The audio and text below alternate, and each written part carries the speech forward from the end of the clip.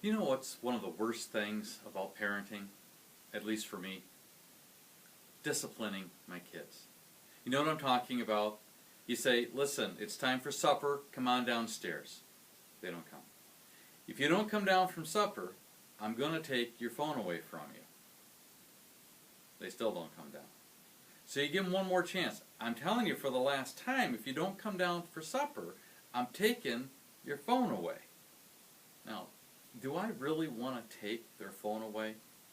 Trust me, I do not.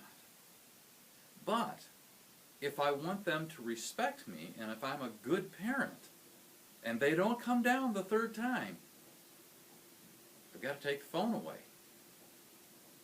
That's where we're at in the story.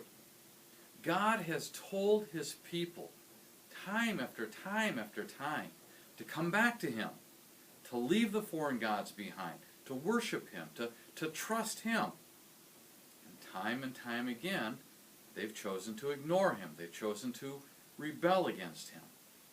So now in chapter 17, Judah falls. Jerusalem is ransacked. The temple is burned. The palace is burned.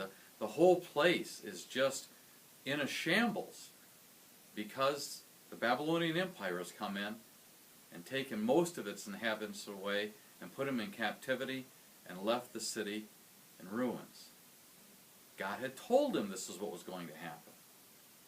And now it finally did.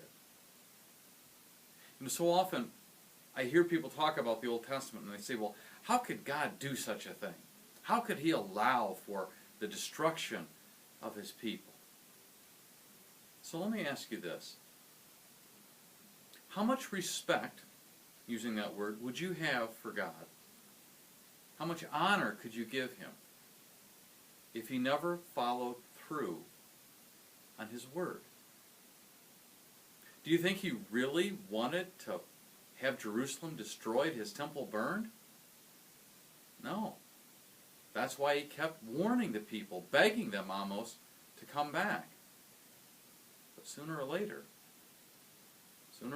He has to be true to His word.